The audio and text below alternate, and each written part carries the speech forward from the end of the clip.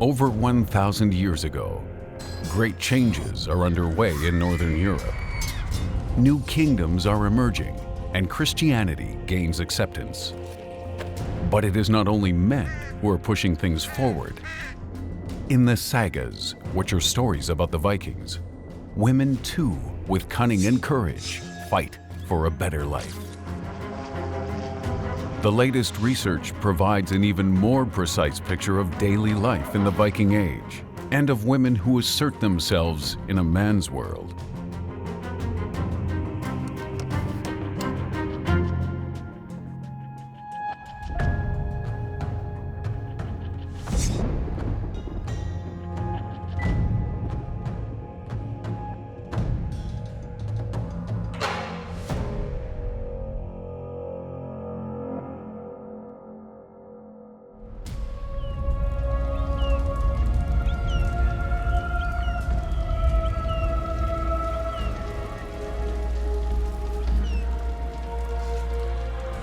This is the end. My home is gone. I, Jova, escaped and survived. This is my story.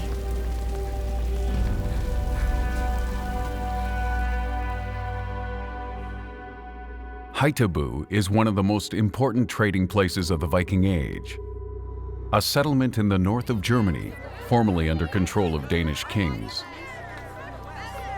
This is where the best craftsmen and the most important merchants live, like the fur trader, Ottar. Ottar was a pig and he owned me. Give me some more meat, and my cup is almost empty again.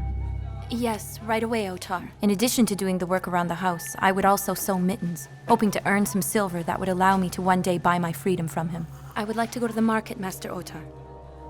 Do you know why I will permit it? Because I know how many of your mittens you'll have to sell before you have enough silver to buy your freedom. I can count to 10. And I will get those 10 silver pieces. What a feisty little thing. I should be glad to get rid of you. If I don't make you my wife. You're too fat for me. Do you want me to resell you? You can't do that to her. Slavery is the absolute bedrock of Viking society.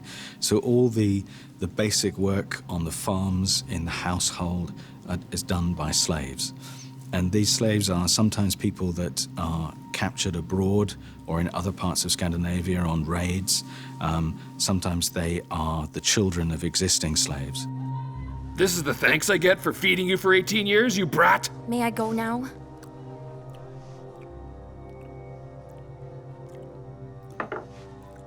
Let her go, Master Ottar. I will stay with you.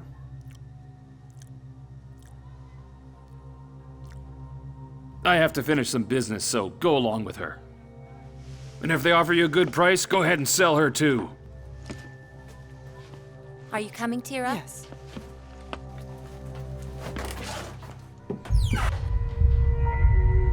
The trading center of Haithabu has left many traces behind. Today, it is close to the Gottorp Castle of Schleswig, in which all findings are kept and examined. The archaeological excavations that were conducted there for more than 100 years brought to light sensational findings that tell us how trade currents came together here at the Schleswig Neck. There are trade currents from the North Sea region, and the Frankish Empire. There are trade currents coming from Norway. It's slate and talc that are traded in Haithabu. There are trade currents coming from the east. Valuable goods come from Byzantium and from the western end of the Silk Road, and they all come together here because the goods can be so well distributed by means of the large logistics systems reaching as far as the north of the Baltic Seas via Scandinavia and the continent. Archaeological finds prove that around 1,000 years ago, silver coins and silver jewelry are increasingly placed into circulation. In Haithabu, people engage in barter trade. Coin money from all over the world becomes a means of payment, especially silver, in any form. One of the things that seems to have stimulated the Viking Age is the arrival of a lot of Arab silver, which then could be melted down, and a lot of Viking silver objects are probably melted down from coins, but we still have a lot of coins as well. They weren't the first to trade. Everyone was trading. I think it was a great age of trading, and what the Vikings are particularly good at is picking up on what's happening at any particular moment and doing it even better than everyone else was doing it. Haithabu benefits from its safe harbor on the Schlei River. The soldiers of the Danish king keep order here. Buy mittens and keep your hands warm. Gloves for cold nights. Would you like to take a look at them? Only the finest of handiwork, not like the English trash. It's a bargain at a mere tenth of a silver coin. Let me see this.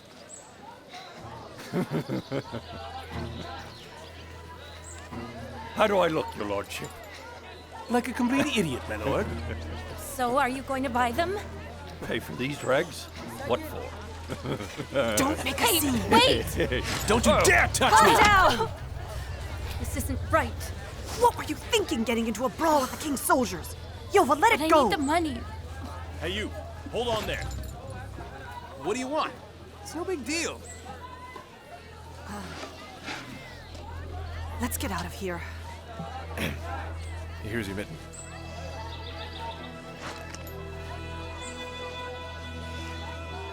You're here almost every week. I've seen you around. So why haven't you bought anything? And one of the things that you see happening during the Viking Age, it's one of the things that makes the Viking Age different from what came before, is that you have the rise of kings, of kingship, and the growth of kingdoms around them. The Haithabu region is particularly important for the Danish king. Archaeologists found the remains of a giant rampart that was established at this junction of trade routes.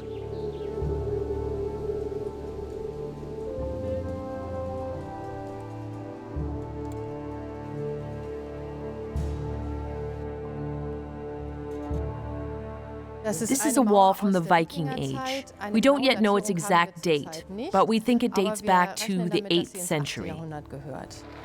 The archaeologists believe that ancestors of the Danish kings built an earth wall as early as the 5th century AD, rulers whose names we no longer know today. In the Viking Age, this wall was extended with stones. People definitely also wanted to impress. We simply have to bear in mind that nothing in this area was built of stone. The people lived in ordinary wooden houses, so this stone defense wall must have been a truly impressive structure, especially for the people living at that time. A structure that could also be used to emphasize one's own power and importance. The Danevirke is 30 kilometers long and serves to defend the area between the North Sea and the Baltic Sea. At the same time, it is the border wall between the land of the Danes and the rest of Europe. When traveling by land, you had to pass through the gate controlled by the Vikings. At the eastern end of the Danevirke is Haithabu, the hub for international trade. New wares have arrived! Irish workers, strong men, hard-working women. Look, Irish slaves. We've got it easy compared to these poor souls. Still, I'm not free. Not yet. A great part, maybe the most important source of income for these raiding Vikings, was the slave trade.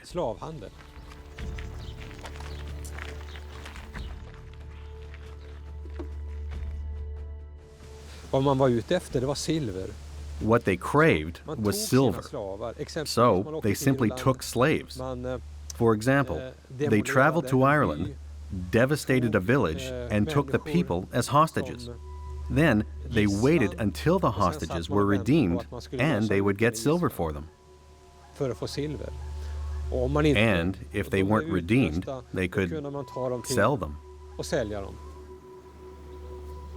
The slaves are like cattle, completely at the mercy of their owners. But how does this rune stone fit in with this? Close to Stockholm, a slave named Tollier recalls a Swedish king who died. The rune stone settles the estate, for, as you can read here, Tollier married the Queen Gula. Written by Tollier, the king's slave in Roden.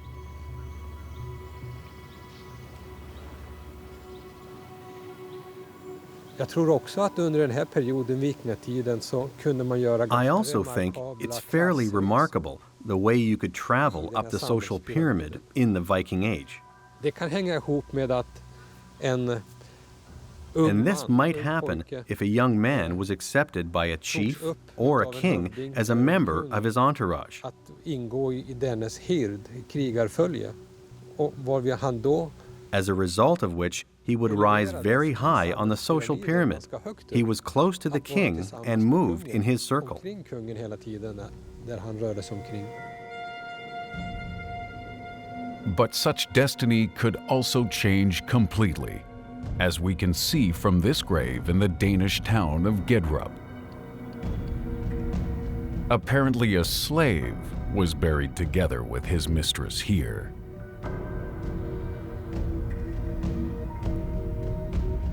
Altså det vi kan se I graven, det er at vedkommende har brækket halsen. As we can see from the grave, the man broke his neck. Er sket ved at han er blevet hængt. Apparently he was Så hanged. ligger fødderne på en måde de krydser ind over hinanden som The feet are crossing over one another because they were tied together. tydeligt man kan sige en Obviously a violent death. som den her person har lidt og noget. It can be assumed that it occurred shortly before the funeral. Med gravlæggelsen umiddelbart forud for gravlæggelsen. The woman was buried like a warrior with a spear. Apparently, a very powerful woman. The stones are lying on her because people feared that she would return as an undead. But they didn't fear the dead slave.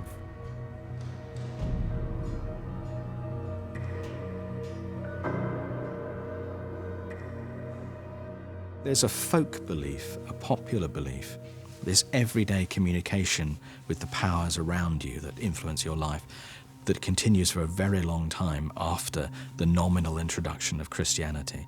So people are going to church and they're worshipping God and they're singing hymns and making their prayers.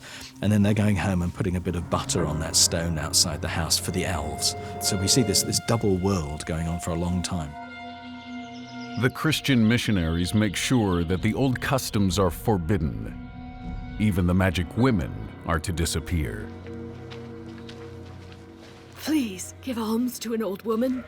Would you like to have your future read? Come on. Soothsayers are not allowed in the city.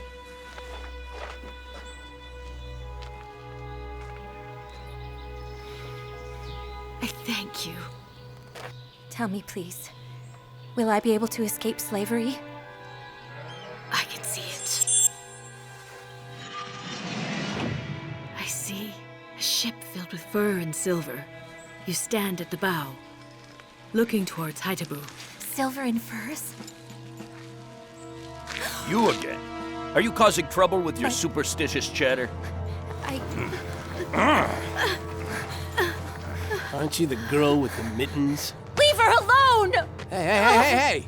Are you starting trouble again? We might have to take you too. Let her go! We are servants of Master Otar. Ota, the fur trader.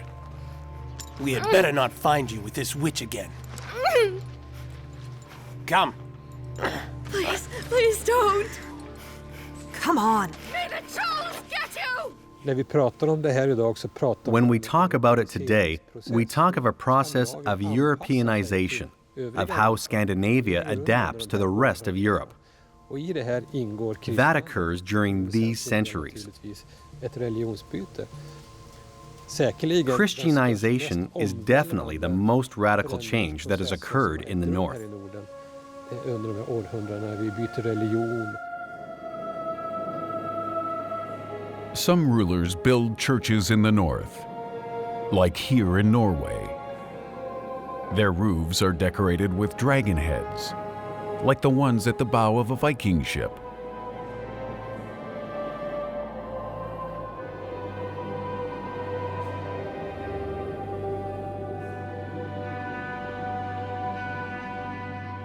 Of course, one of the reasons for becoming Christian is in order to interact with the rest of the Christian world. So in order to trade with Christians, Vikings had to make at least a preliminary commitment to Christianity.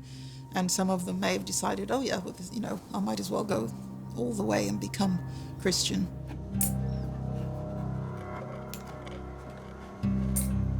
Master Otar, was I brought to Haithabu from Ireland? What did you tell her? Tira has told me nothing. I want to know where I come from. I bought you at the market. That's all you need to know.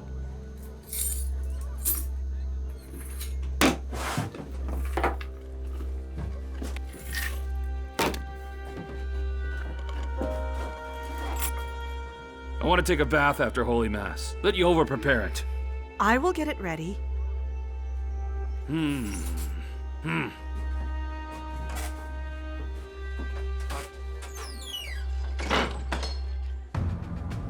Initially, the new and old religion coexist in Haithabu.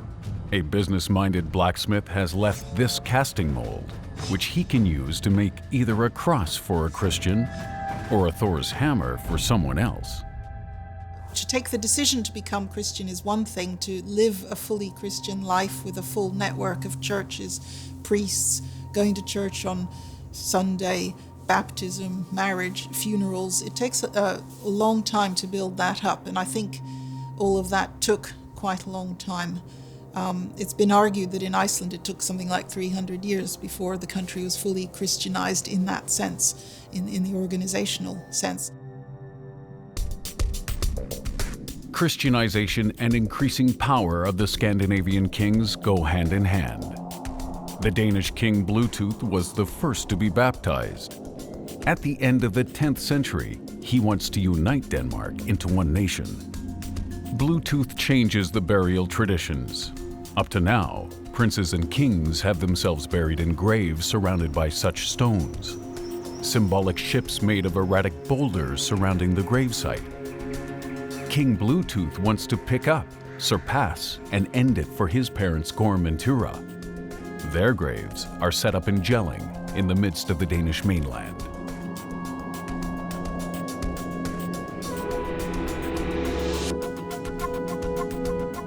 We must think of it as the most fantastic place in Denmark. A giant fence, 360 by 360 meters, surrounds it, and herald structure faces towards the north.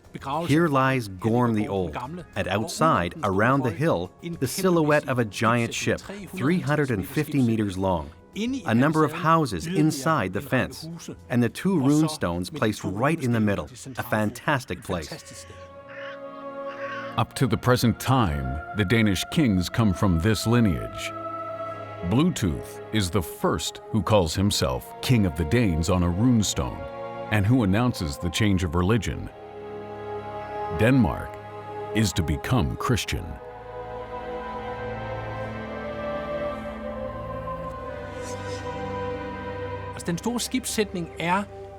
The great ship burial is the last twitch of the old religion. When Odin and Thor were still active, people thought that if someone was buried in a ship, the dead person underground could talk to Hel, queen of the underworld. And after the conversation, they'd sail to Valhalla, the Viking heaven. The large ship in Jelling is the last of the old heathen Viking boats used to take the dead from this world to Valhalla. Bluetooth himself is laid to rest in a Christian church in Roskilde. Today you will find a church there, where all of his descendants to this day have been buried.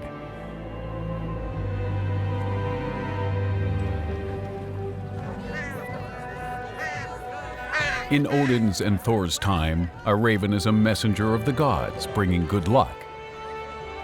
The Christian priests demonize him and brand him as a harbinger of bad luck.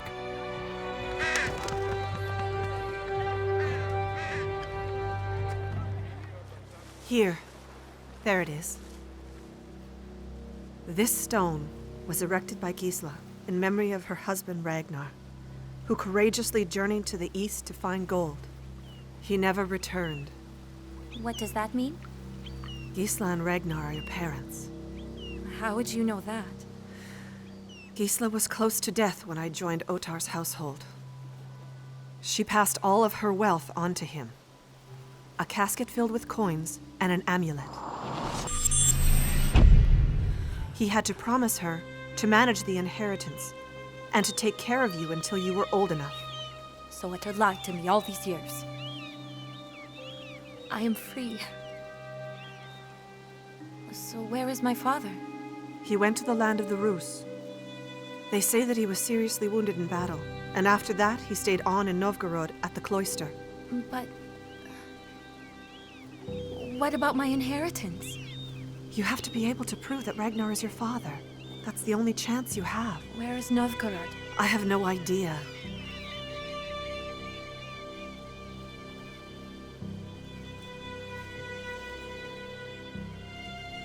Why didn't you tell me? Do you actually love that fat pig? Tira, that thief!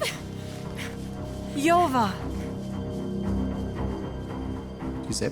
The independence of women results from their ability to manage their own property. And the key to this lies in the fact that Viking women were allowed to inherit property. That's an exceptional, if not unique, phenomenon during this time in Europe. Northern Europe has seen powerful women who manage their inheritance. But as you can see from these wooden artifacts, women were also able to assert themselves in a male-dominated world in everyday life. These wooden sticks containing runic inscriptions were preserved in the slush at the harbor of the Norwegian city of Bergen.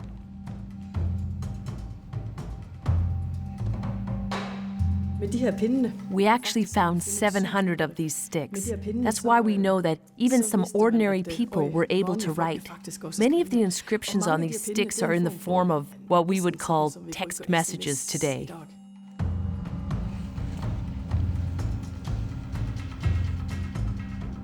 This is a very special piece, a hairpin used to keep your hair up.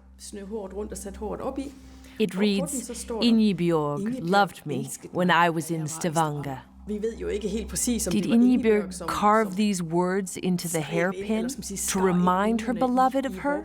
We don't know, but we do know that he threw the hairpin away when he came back to Bergen.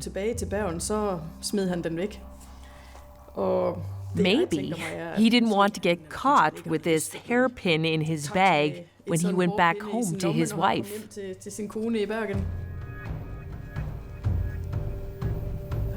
There is a really funny inscription on this piece of wood. It reads, Gaida says you should go home.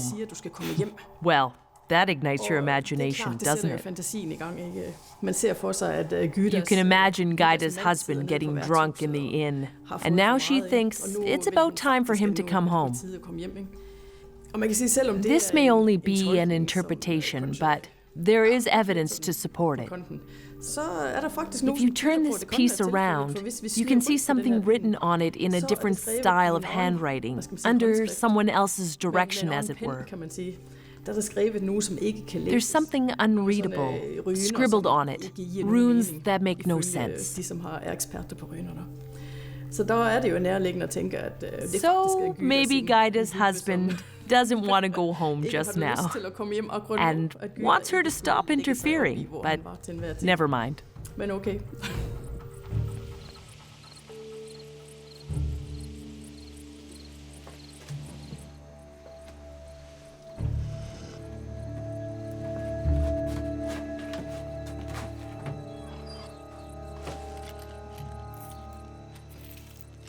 That should be enough. Tira, if you take this casket with you, you'll be hunted by the king's soldiers. I am only taking what is mine. Where will you go? I want to get to Novgorod to look for my father. He will help me to reclaim my property. May the gods be with you. Come with me. I know where I belong.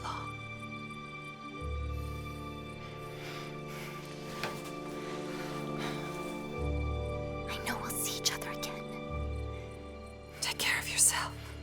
I promise I will. Quiet. Yes. Could you give me a hand? This is rather heavy. Yeah, of course. Are you heading out to Novgorod? Yeah, this afternoon. Are you still taking passengers? If they can pay. Yeah, I have money. Women are not allowed on board this boat. Not allowed, but... Watch out! Out of the way! Viking society is dominated by men, but it gives women the opportunity, provided they have the charisma and the capacity for it, to act as autonomous individuals. It's a world full of contradictions. Rich women have their own ships. Ordinary women don't travel without male accompaniment. The warriors are male, but they seek female support, as these picture stones from Goatland suggest.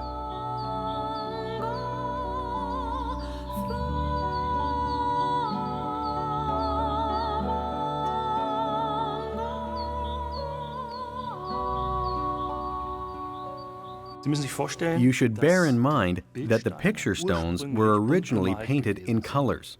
We may even assume that it was the colorful painting that actually made the artwork. What we've got here is a kind of sketch, a faint idea, if you like, of what the artist originally wanted to show.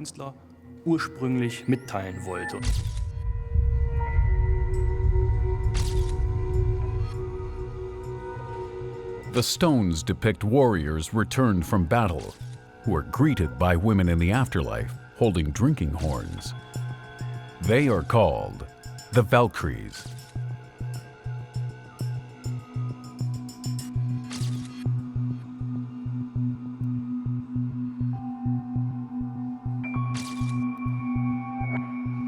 There is absolutely clear evidence in the myths of the Vikings that a lot of the supernatural beings associated with war are female.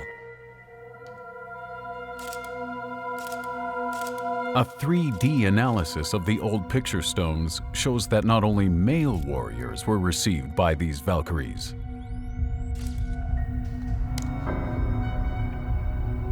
The stone found in Grotlingbo also depicts a scene of welcome. A Valkyrie holding a drinking horn welcomes a deceased person. But it's not a man, a dead warrior sitting on his battle horse, but a woman traveling in a wagon to the afterlife. Were there really any women warriors in the Viking Age? Women who went into battle with men? We have a text in Arabic that suggests it. In the 10th century, there's a record of a battle between the Byzantines and Vikings. The Vikings lose, and there is a kind of army chronicler, a sort of journalist embedded with the Byzantine forces, who is writing about the battle and what they see and so on. And when the Byzantine warriors are going over the battlefield afterwards and they're taking the weapons of the dead and so on, this chronicler writes how among the Viking dead they find women in armor with weapons. Many warriors took small Valkyrie figurines with them to bring them luck. Were these what the chronicler meant? Or did he intend to depict the Vikings as especially savage opponents?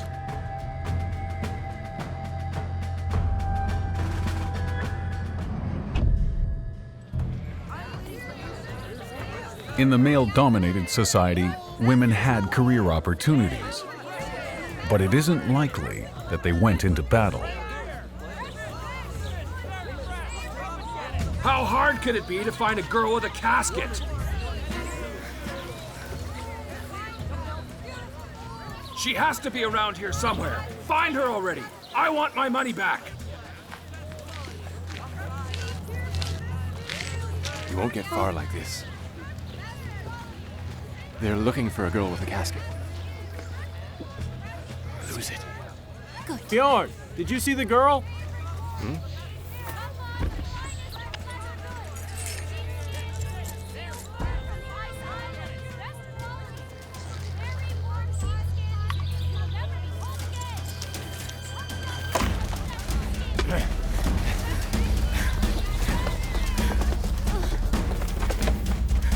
Why are you hanging around the harbor? Are you crazy? I want to get to Novgorod to look for my father. Certainly can't stay here in Haithabu.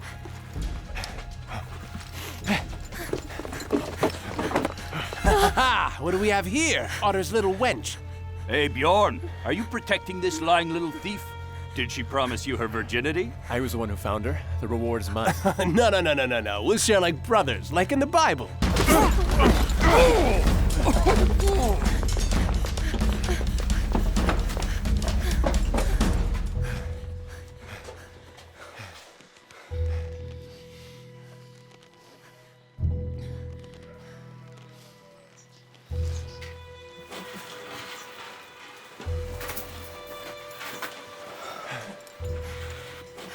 Here, put this on. What? You will be able to take the journey as clergy. Why are you doing this? Get moving. Hurry already. All right.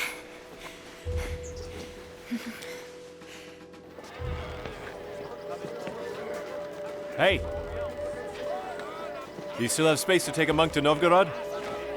Sure, if you have 2 pieces of silver. He's but a poor Christian man. I've never seen a poor man up the clock before. 2 pieces of silver. Over here, you idiot. Here, that's all there is. Are you serious? Christians are even more tight-fisted than I am. Fine, on board with them.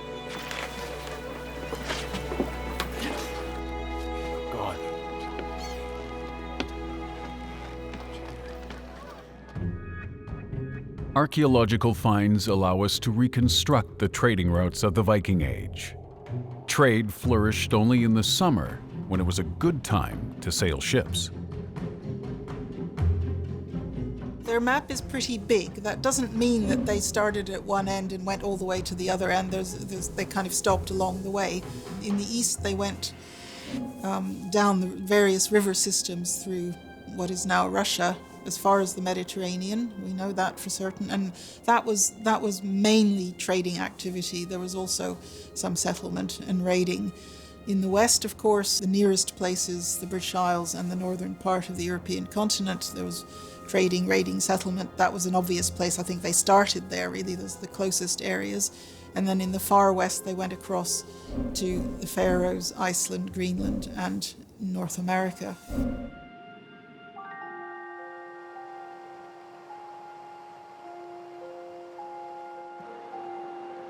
Even before the actual start of the Viking Age, people in Norway began to quarry what at the time was a very desirable everyday item: millstones for grinding grain. Even now, you can see the traces of a gigantic stone quarry that supplied the whole of Europe for 500 years.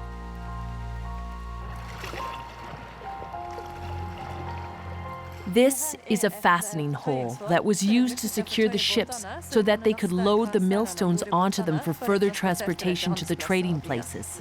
This is Hillstad Harbor. This is where the ships arrived and where the millstones were heaved up onto the ships. At the sea, the mountain could be accessed more easily. It was easier to start out there because they could see that the stones were good quality. First they drew a circle, then they cut into the mountain until the millstone was the right size. Then they started to make holes underneath the stone to loosen it from the mountain. All stones here were cut right out of the mountain. You can find millstones in the entire area of the North and Baltic Sea, the freight of sunken ships. There are thousands of stones lying on the seabed.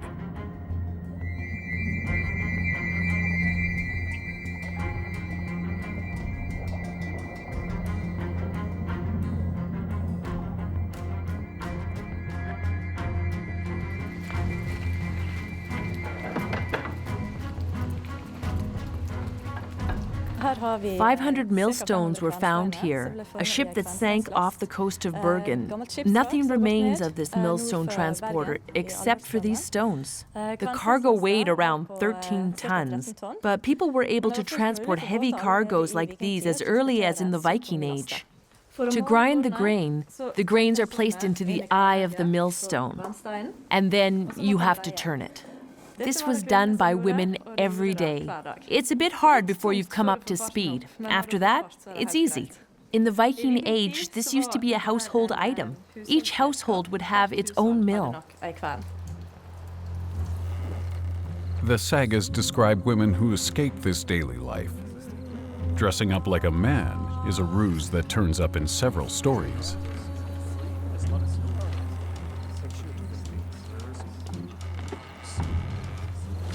It looks like I'm in luck. I can always use some spiritual guidance. Staying in Novgorod, or are you moving on? Have you lost your ability to speak? What congregation do you belong to? Goodness, what have I ever done to you? A woman? What? That's a woman! That's a woman! What's a woman doing? It's you again! Didn't I tell you that women are not allowed on I board? paid just like everyone else. You tricked me! But if you pay me 2 pieces of silver, I'll pretend to look the other way. You can't do that. Leave her alone. She paid, so she doesn't owe you anything. None of your business. Yes, right. You were lucky this time. I actually made it. I was in the land of Rus, the legendary Novgorod.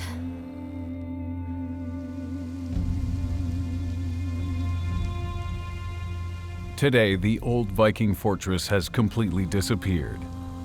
For a time, there was a monastery here, but today only the ruins are left.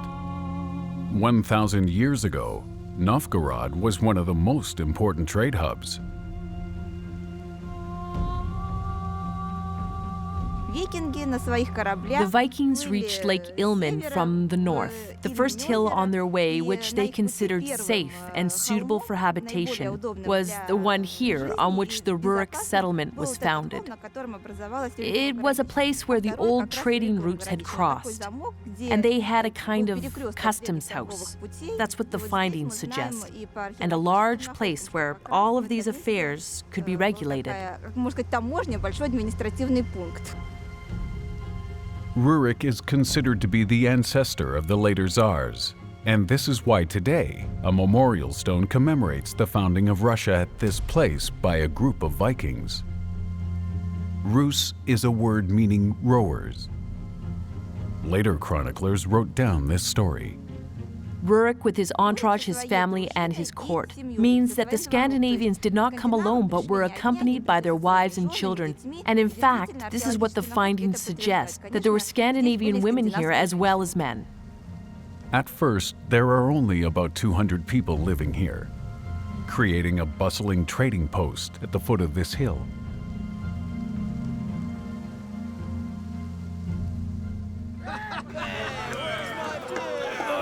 What is this?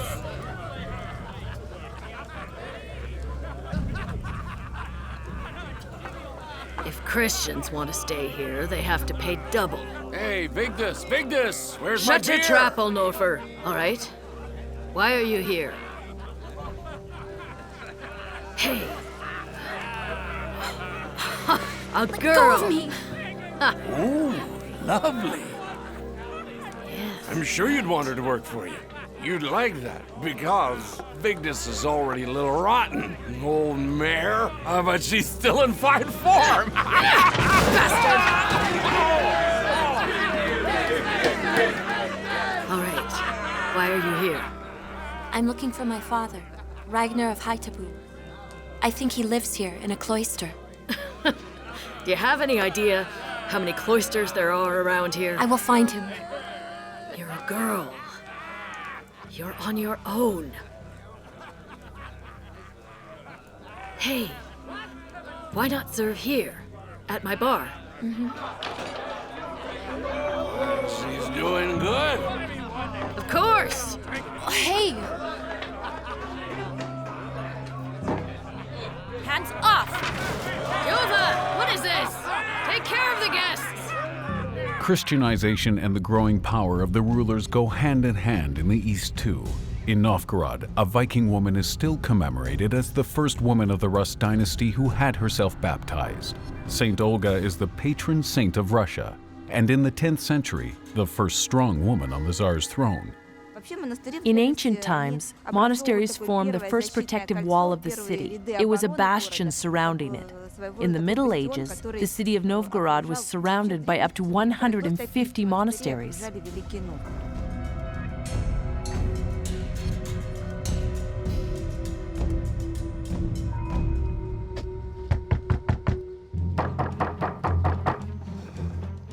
Ragnar? I don't know him. Ragnar? No. Ragnar, you say? Are you talking about Brother Yaroslav? From Haithabu? I believe so. What do you want with him? I'll tell him myself. Women are not allowed to enter here. I've been searching a long time, man of God. I'm not gonna stop when I'm right at the doorstep. Very well. We'll make an exception. Follow me.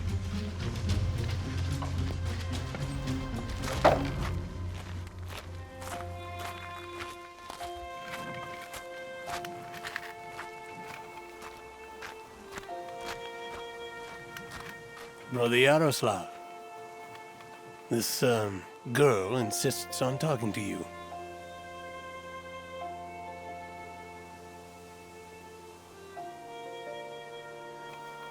I'm not expecting visitors.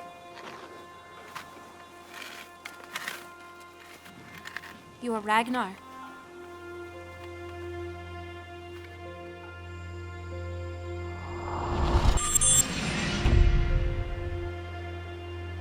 Gisla's amulet. We won't tolerate idols. Get out of here. You're the mirror image of your mother. What is your name? Jova. Mother's been dead a long time. What are you doing here? I'd like to start trading here, as soon as I've gathered enough silver. I own nothing if that's why you came. But you can read. Yeah? Then you can help.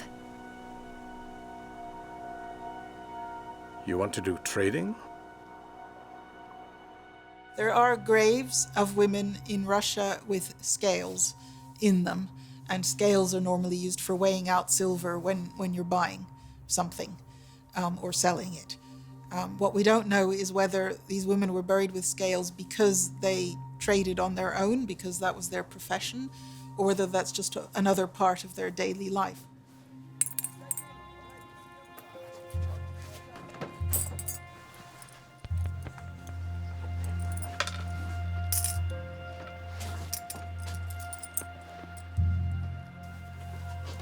Do you like these skins? For 50 silver mark, you'll get 30 marten skins, 50 mink skins, 20 beaver skins, and 10% profit share on the next elk hunt. 10%? Last time you said 15. Well, I would hate to do business with someone else. I can't do more than 10.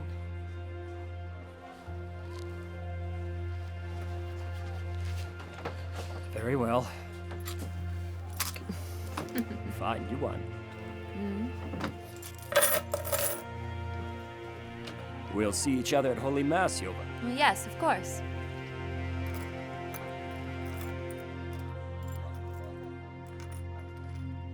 There's some suggestion that Christianity was attractive partly because the Virgin Mary offered a kind of role model, a very important figure in Christianity, particularly in the slightly later period for women. Also, the idea of consent in marriage that Christianity stressed, the idea that the woman must consent before a marriage could take place. But of course, there are many other aspects of Christianity that were less attractive to women, but they may not have known about those in the beginning.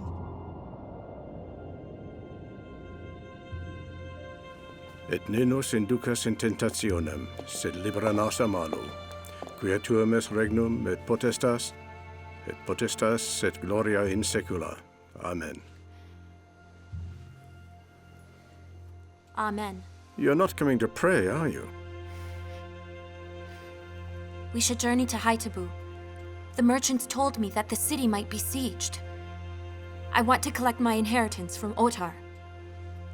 You don't have enough? Don't tell me you're undertaking this strenuous journey just for a little bit of money. Father, there are good people there as well. I also want justice. He is in charge of justice. You have to come along, as evidence that I am your daughter. Please. It will be difficult for me to return to that place.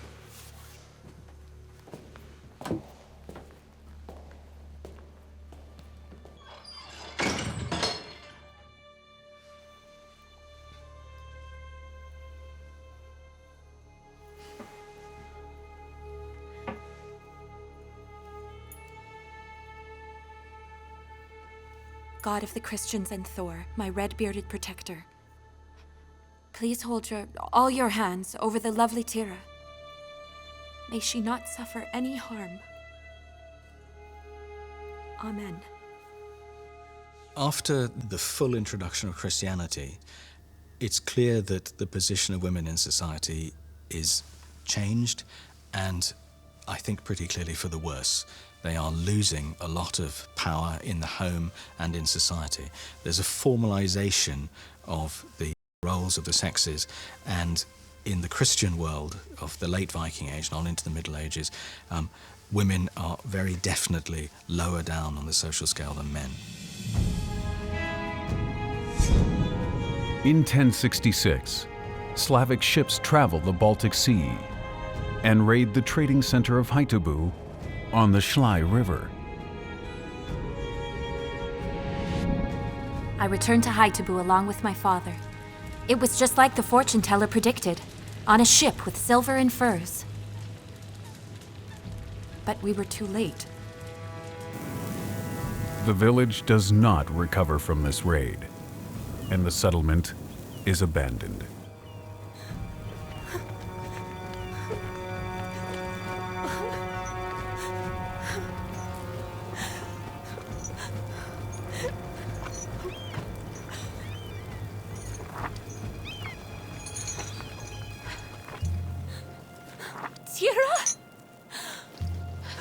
Jova!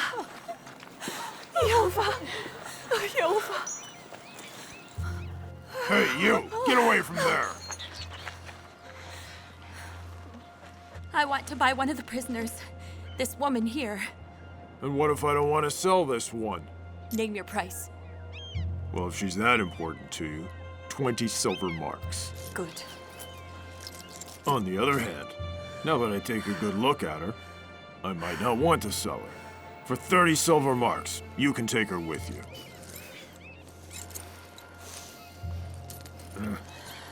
There, take it.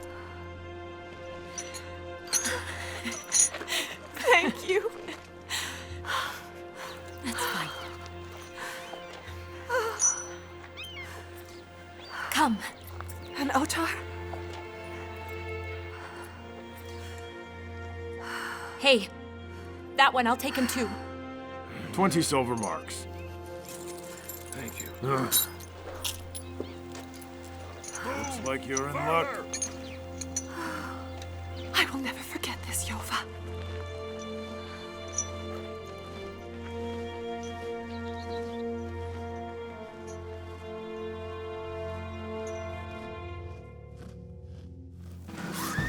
The Viking Age, a period of raiding voyages and discoveries, is coming to an end.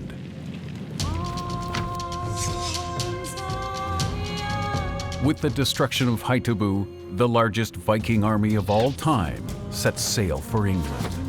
The Norwegian Harold the Ruthless wants to conquer the British Isles.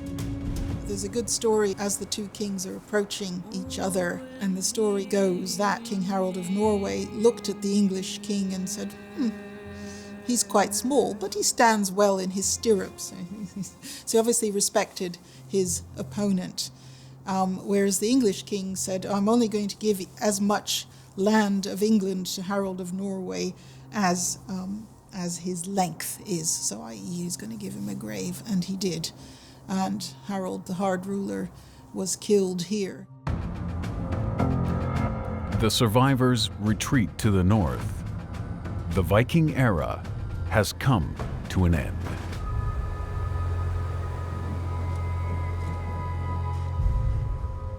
In essence, people were able to get onto their ships and sail out to sea without knowing what was hidden behind the horizon. So they reach the Faroe Islands, they reach Iceland, they make it to Iceland, and 500 years before Christopher Columbus, they reach North America. I think that's a cultural feat that has no equal anywhere in the world, even to this day.